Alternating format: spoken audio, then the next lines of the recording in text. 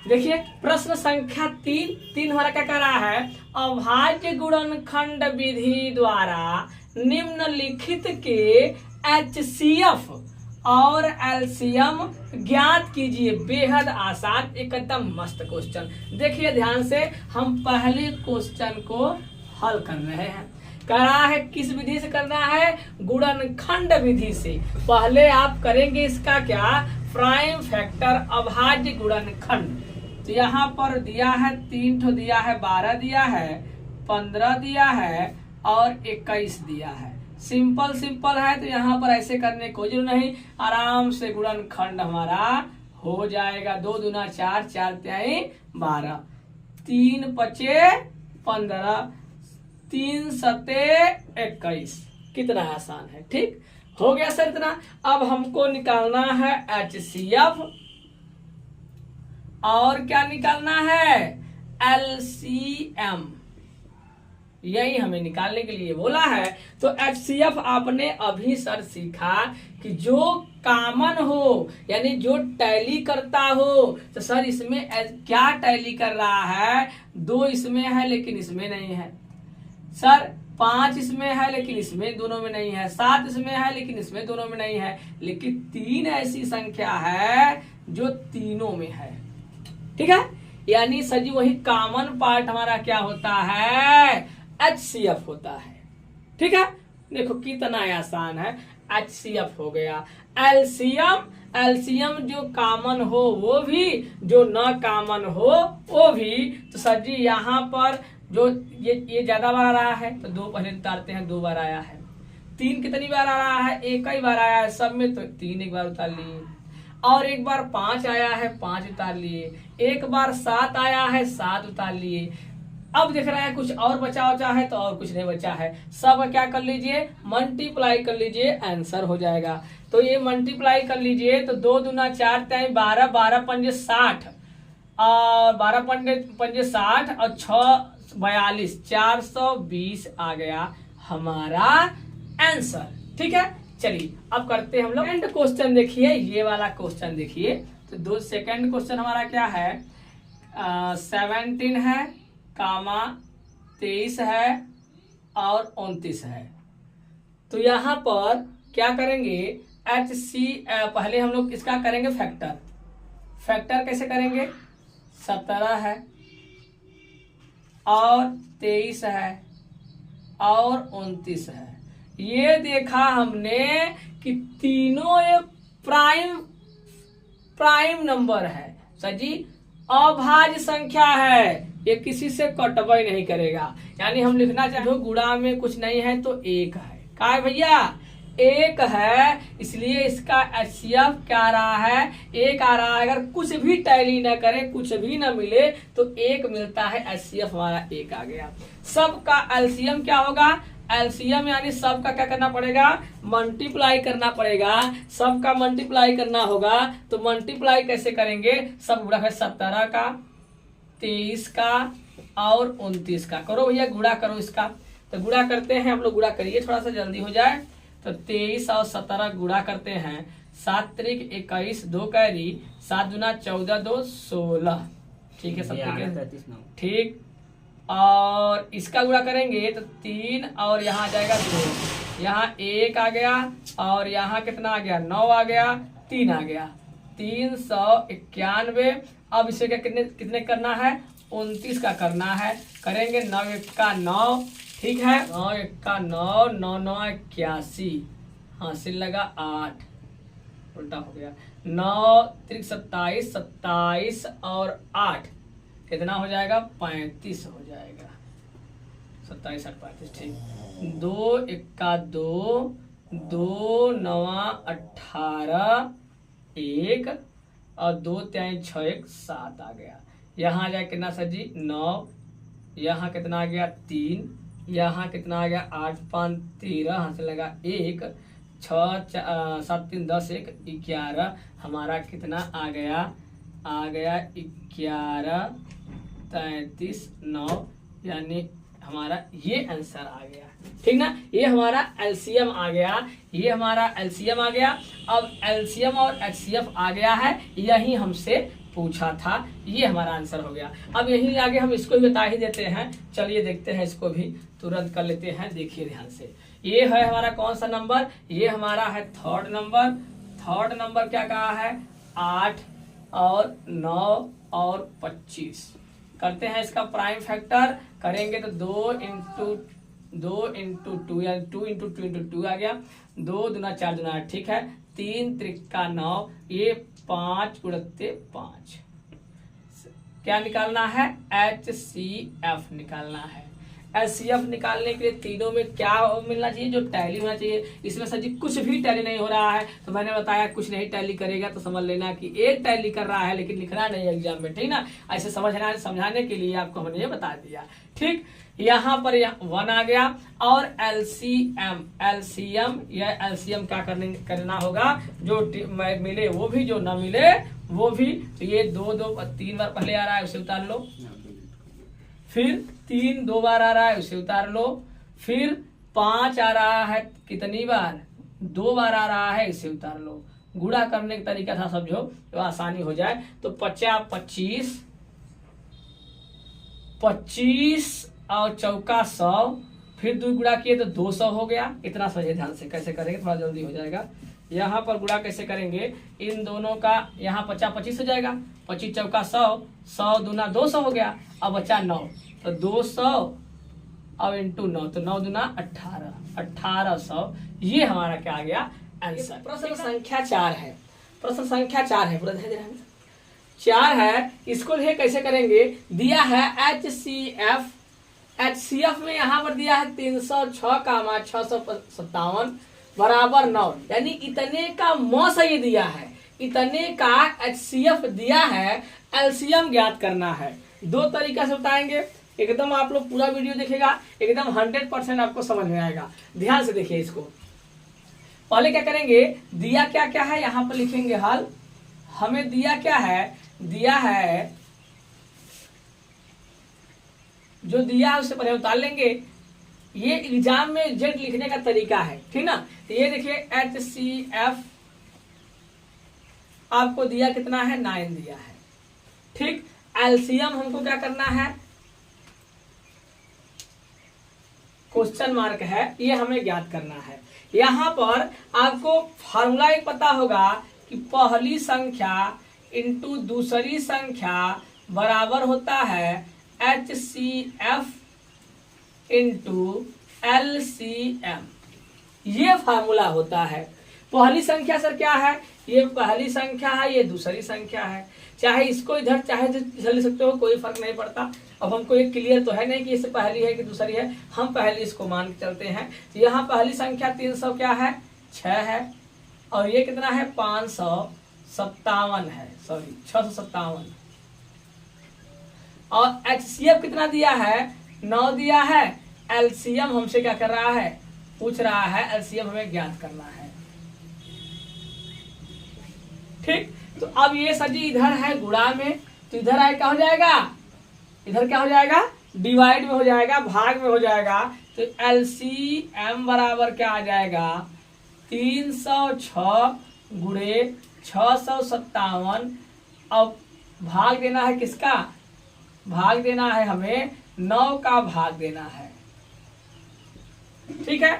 अब यहाँ पर भाग दीजिए, तो ये कितने से, ये 9 से कटेगा, नहीं कटेगा जी। यहाँ पर देखेंगे, ये देखो 9 से कटने का चांस है, 9 से कट जाएगा। 9 से भागते हैं, इसमें भाग देंगे 306 में 9 से भाग दिया तो कितना आ जाएगा, 9 त्रिक 27, 3 आ गया, और 9 चौक 36, आगे कितना आ गया, 34 आ गया, 34 आ गया। और इसमें कर दीजिए 657 का क्या, गुणा कर दीजिए, गुणा कर देंगे आ जाएगा आपका आंसर। तो 6 करेंगे, यहाँ गुणा कर लेते हैं, 657 का गुणा करेंगे 34 से, गुणा कर लेते हैं भैया। गुणा कितना आता है, करेंगे 4 7 28, 2 कैरी आ गया, 4 पंजे 20 और 2 22, 2 कैरी आ गया, 4 छंग 24 और 2 26, ये सही है। यहाँ कर लेते हैं, तो ये 3 7 21, 2 कैरी आ गया, 3 5 15, 2 17, 1 कैरी आ गया, 3 18 और 1 19 आ गया। यहाँ 8 आ गया, यहाँ 3 आ गया, 7 6 13 1 कैरी, 9 2 11 12 और 2। ये हमारा क्या रहा, ये हमारा ओवरऑल आंसर रहा। एक तरीका तो ये हुआ। अब सर सेकंड तरीका क्या कर सकते हैं कि HCF यहाँ पर निकला है, इन दोनों का कर लीजिए अलग से फैक्टर करने के बाद LCM जैसे निकालते हैं वैसे निकाल लेंगे, तो आपका हो जाएगा सेकंड मेथड। ये भी एकदम प्रॉपर ठीक है, कोई दिक्कत नहीं है। तो हम यहीं पर क्या करते हैं, समाप्त करते हैं। अगर आपको सेकंड विधि करना है तो आप ऐसे करिएगा, ध्यान दीजिएगा, इसका अलग फैक्टर कर लीजिएगा, इसका अलग फैक्टर कर लीजिएगा और उसका LCM कर लीजिएगा। पिछले वीडियो आप लोगों ने देखा होगा, अगर पिछला वीडियो न देखे हो तो जाकर पिछला वीडियो देख लीजिए। चलते अगला देखिए, ये क्वेश्चन नंबर 5 देखिए, क्वेश्चन नंबर 5 और एग्जाम्पल नंबर 1, यानी उदाहरण पहला और क्वेश्चन नंबर जो 5 है दोनों सेम हैं, थोड़ा सा अंक सिर्फ बदला है। ध्यान से देखिएगा, आपको बढ़िया समझ में आएगा। क्वेश्चन आप लोग पढ़िए, क्वेश्चन क्या कर रहा है, जांच कीजिए कि क्या किसी प्राकृत की बात करे, तो ये बात ध्यान दीजिए, नेचुरल नंबर की बात कर रहा है, प्राकृतिक संख्या की बात कर रहा है। प्राकृतिक संख्या हमने बता दिया है कि वे संख्याएं जिससे क्या किया सके, गणना किया जा सके, उसे हम लोग प्राकृतिक संख्या बोलते हैं। क्या बोलते हैं भैया, प्राकृतिक संख्या बोलते हैं। तो यहाँ पर ये जैसे 1 है, 2 है, 3 है, 4 है, डॉट डॉट इनफाइनाइट तक ऐसा होता है। ये हमको क्लियर हो गया।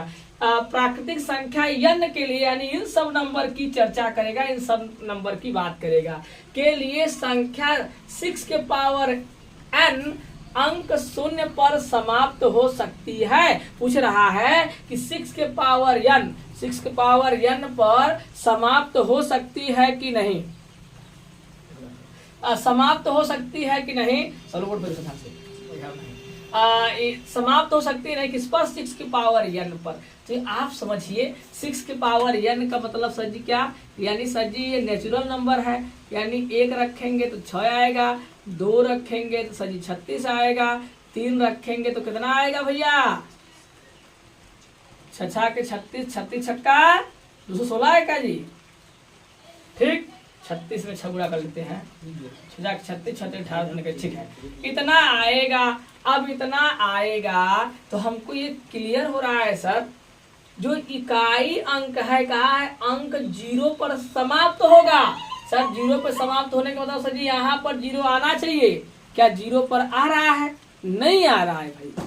देखिए कहाँ 0 पर आ रहा है, यहाँ पर 0 पर आने कहा कि 6 की पावर n पर ये 0 पर समाप्त होगा। हमने 1 रख के चेक किया, 2 रख के चेक किया, 3 रख के चेक किया, कहीं पर 0 नहीं आया। आगे भी नंबर ले सकते हैं, ठीक है, तो आगे भी नंबर ले सकते हैं। यहाँ पर क्या करना है, यहाँ पर अब कैसे जानेंगे, एग्जाम्पल आपने पहला देखा होगा, हमने बढ़िया से कुछ समझाया था, यहाँ बता दे रहे हैं। मान लो कोई बच्चा नया देख रहा है उसको, तो यहाँ समझ लीजिए 0 कब समाप्त होगा, 0 पे साथ तब समाप्त होगा जब उसके अभाज्य गुणनखंड में 2 और 5 आएगा, तभी 0 पे समाप्त होगा, अन्यथा समाप्त नहीं होगा। चेक करने के लिए जैसे मान लो हमने 20 लिया तो 2 गुणत्ते 5, अगर मैंने ले लिया मान लो 30 ले लिया तो 2 गुणत्ते 3 गुणत्ते 5, ये दिख रहे हैं, ये और ये कॉमन सब मिल रहा है का, यानी पक्का सर जी 2 और 5 अगर उसके अभाज्य गुणनखंड में आएगा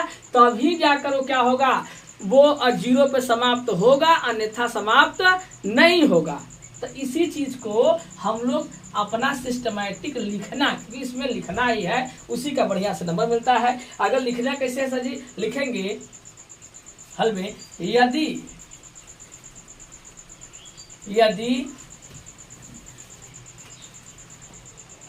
किसी संख्या के अभाज्य गुणनखंड में 2 और 5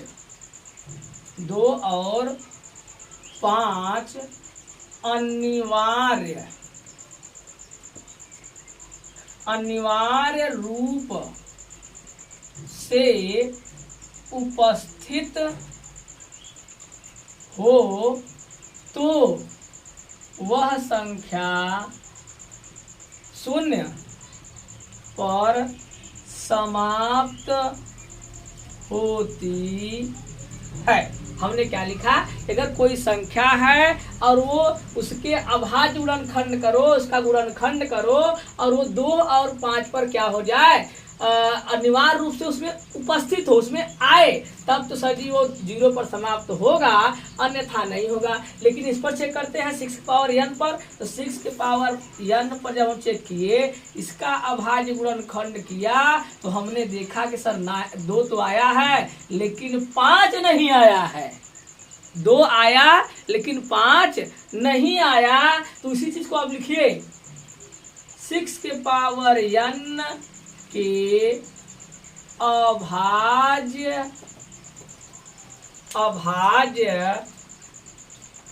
गुणनखंड में 5 उपस्थित नहीं है, अतः 6 के पावर n 0 पर समाप्त, 6 के पावर n किसी भी संख्या हो गया, 6 पावर n 0 पर समाप्त नहीं होगा। ये 0 पर समाप्त नहीं होगा, चाहे इसके n पर स्थान पर कुछ भी लेंगे वो कभी 0 पर समाप्त नहीं होगा, क्योंकि सर जी इसके अभाज्य गुणनखंड में क्या नहीं आ रहा है, 2 और 5 नहीं आ रहा है, इसलिए 0 पर समाप्त नहीं होगा। ये आपको समझ में आया होगा। आइए हम लोग चलते हैं अगले क्वेश्चन। देखिए 6 नंबर क्वेश्चन देखिए ध्यान से, बढ़िया क्वेश्चन है, स्पेशल क्वेश्चन है, ध्यान देखिए। व्याख्या कीजिए कि 7 × 11 × 13 + 13, 7 गुणित 11 गुणित 13 गुणित प्लस 13 और 7 गुणित 6 गुणित 5 गुणित 4 गुणित 3 गुणित 2 गुणित 1 + 5 भाज्य संख्याएं क्यों हैं। भाज्य संख्या है तो क्यों है ये आपको दिखाना है। अच्छा, भाज्य संख्या होता क्या है, पहले ये हम समझेंगे कि भाज्य संख्या क्या होता है। तो भाज्य संख्या क्या होता है, 2 या 2 से अधिक अभाज्य गुणनखंड को हम लोग भाज्य संख्या कहते हैं। लिख दे रहे हैं भाज्य संख्या क्या होता है भैया, भाज्य संख्या 2 या 2 से अधिक, 2 या 2 से अधिक अभाज्य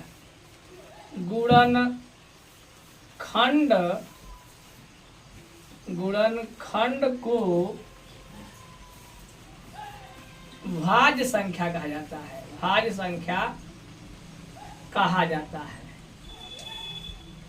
एक मोटा मोटा बात समझिए कि सर जी भाज्य संख्याएं वो संख्याएं होती हैं, वे संख्याएं होती हैं जिन लाख करो सही से है, वे संख्या भाज्य संख्याएं वे संख्याएं होती हैं जिनमें जिसको सर जी एक और स्वयं के अलावा किसी और से भी काट सके। भाज्य के मतलब सर जी एक से तो सर संख्या कटती है, स्वयं से सर जी अभाज्य संख्या कटती है, और जो भाज्य संख्या होती है वो एक के अलावा और भी संख्याओं से कट सकती है। उसी को हमने कहा 2 या 2 से अधिक, 2 या 2 से अधिक अभाज्य गुणनखंड बने तो उसे हम लोग कहते हैं भाज्य संख्या। करेंगे क्या, यहाँ पर ये दिया है, यहाँ पर लिखेंगे हल और हल करेंगे 7 × 11 × 13 + 13 है। सर इसमें कुछ कॉमन हो रहा है क्या, हाँ हम लोग कॉमन ले सकते हैं। कौन कॉमन ले सकते हैं, 13 को कॉमन ले सकते हैं, 13 को कॉमन ले लीजिए। 13 कॉमन लिए, 7 × 11 और प्लस क्या बचा, 1 बचा। तो सर ये क्या आ गया, 13 और 1 77 और 1 78 आ गया। हमको क्या दिखाई दिया कि सर इसको हम खंड कर सकते हैं, करिए तो क्या हो जाएगा, इसका खंड करेंगे तो आएगा कितना, 6 और यहाँ आएगा कितना आ जाएगा, 2 × 3 = 6 और 2 × 9 = 18, फिर 3 से काटा तो आ गया सर जी 3 से कितना आ गया, ये आ गया 1 आ गया, 3 × 3 = 9, 13 से काट दिया, यानी सर जी कितना आ गया, कुछ 2 3 और 13 आया। तो सर ये 2 भी आया, 3 भी आया और 13 भी आया, इसका अभाज्य गुणनखंड किए। इतना आपको करना नहीं है, आप ये समझ जाएंगे 2 या 2 से अधिक। यहाँ पर देखिए कि ये दो गुणनखंड तो ही बन रहा है, ये 2 से अधिक भी आपको दिखा दिए कि 2 या 2 से अधिक जब खंड बनेगा तो वो तभी हम उसको क्या बोलेंगे, अभाज्य गुणनखंड बोलेंगे। देखिए ये वाला संख्या 13 से भी कटेगा, 3 से भी कटेगा, 2 से भी कटेगा, तो इसको हम लोग भाज्य संख्या पहले ही आपको मैंने बता दिया है। तो यहाँ पर सर जी यहीं पर ये भाज्य है, ये हमें क्लियर हो गया। इसी प्रकार इसे हम करेंगे, क्यों है, क्योंकि सर जी यहाँ पर क्या है, 2 से अधिक अभाज्य गुणनखंड बन रहे हैं। यहाँ लिख दीजिए क्योंकि यह 2 से अधिक अभाज्य गुणनखंडों के रूप में प्राप्त होता है। बात सही है, बात समझ प्राप्त होता है, इतना आपको बात समझ में आ गया। आप यहाँ तक लिख देंगे, काम हो जाएगा, कोई दिक्कत नहीं। ये तो हम आपको समझा रहे हैं जिसको आपको एकदम समझ में आ जाए, आप भूले ना, इसलिए इतना बड़ा कर रहे हैं। ठीक, आप ऐसे कर लीजिए, इसको सेम यही चीज है सर, एकदम सेम। अब हम इतना फास्ट करेंगे थोड़ा सा, आप जल्दी देखिए इसको, अब इतना करने की कोई जरूरत नहीं। इसमें क्या कॉमन हो रहा है, 5 कॉमन हो रहा है, बचा 7 बचा, 6 बचा, 4 बचा, 3 बचा, 2 बचा, और यहाँ क्या बचा सर, यहाँ 1 बचा। पूरा कर लीजिए, 5 और ये 7 छंग 42, पूरा करिए, 7 छंग 42, 42 में 2 गुणा किए तो हो गया 84, 84 में 12 का गुणा कर दीजिए, 84 में 12 का कर दीजिए गुणा, तो आ गया कितना सर जी, ये 8 आ गया, यहाँ आ गया सर जी 8 दूना 16, यहाँ आ गया 4, यहाँ 8, यहाँ आ गया 6 4 10, और ये 9 1 10, और एक इसे ऐड कर लिए तो हो गया 1009 हो गया। हमें 2 गुणा, एक ठीक जुड़े ना, ठीक, इतना हो गया। अब यहाँ पर क्या करना है, अब यहाँ पर क्या करना है, ये 2 गुणनखंड के रूप में बने, यहाँ लिखेंगे कि अतः यह भाज्य संख्या है, काम खत्म। चलिए अब मिलते हैं नंबर क्वेश्चन है, बड़ा ही बढ़िया क्वेश्चन है, जबरदस्त क्वेश्चन है, ध्यान से देखिएगा, आपको जबरदस्त समझ में आने वाला है। ध्यान से देखिए क्वेश्चन क्या करा है, पहले पूरा क्वेश्चन को हम लोग पढ़ते हैं, ध्यान से समझिएगा। इसको क्वेश्चन बहुत छोटा है, लगाने में आपको बहुत कम समय लगेगा, लेकिन पहले आप पूरे इसको कंसेप्ट को समझिए। कंसेप्ट समझने में थोड़ा टाइम लगेगा, लेकिन हल करना बेहद आसान है। आप लोग पूरा वीडियो देखिएगा, जबरदस्त आपको समझ में आने वाला है। देखिए, किसी खेल के मैदान के चारों ओर एक वृत्ताकार पथ है। इस मैदान का एक चक्कर लगाने में सोनिया को 18 मिनट लगते हैं, जबकि इसी मैदान का एक चक्कर लगाने में रवि को 12 मिनट लगते हैं। मान लीजिए, देखिए यहाँ पर एक ये सर्कल, ऐसा वृत्ताकार कुछ मैदान है, समझ लो ऐसा। कहा है कि मान लो या हमने सोनिया यहाँ से चलना प्रारंभ की, एक चक्कर पूरा लगाई तो 18 मिनट में पूरा लगा ली सोनिया। ठीक बात सर है। आगे कहा है, मान लीजिए कि वे दोनों एक ही स्थान और एक ही समय पर चलना प्रारंभ करके एक ही दिशा में, डायरेक्शन भी समान है, इसी मान लो डायरेक्शन में आ रहे हैं, और पॉइंट भी समान है, और ये 12 मिनट में, ये 12 मिनट में सर जी एक चक्कर लगाता है। कौन कौन है भैया, रवि। रवि 12 मिनट लगाता है और सोनिया 18 मिनट लगाती है। करके एक दिशा में चलना प्रारंभ करते, कितने समय बाद वे पुनः मिलने वाले हैं, कितने समय बाद। देखो ये 12 मिनट जाएगा, ये तेज भाग रहा है, ये धीमा भाग रही है। ये तेज जाएगा तो एक चक्कर 12 मिनट लगाएगी, फिर आगे जाएगा, लेकिन इसको आने में 18 मिनट लगेगा, तब से ये फिर यहाँ आ जाएगा और ये इधर रह जाएगी। फिर ऐसे ये रवि बढ़ता जाएगा। एक समय ऐसा आएगा, इतना टाइम में ये दोनों एक साथ कब मिलने वाले हैं, कितने टाइम में सर ऐसा होगा कि ये ज्यादा चक्कर लगाएगा, ये कम चक्कर लगाएगी, लेकिन ऐसा समय जरूर आएगा कि एक जगह दोनों आपस में क्या हो जाएंगे, मिल जाएंगे। समझिए ध्यान से, आप लोग को करना कैसे है, हल कैसे करना है। हल तो बेहद आसान है, आपने इतना समझ लिया कि ऐसा ऐसा हो रहा है। अगर ये समझ लीजिए, थोड़ा सा समझिए, थोड़ा समझ लीजिए। अगर ये मान लिए कि माना हमने मान लिया कि माना रवि एक्स चक्कर लगाता है, एक्स चक्कर तथा वाई सोनिया वाई चक्कर के बाद पुनः मिलते हैं। माना रवि एक्स चक्कर तथा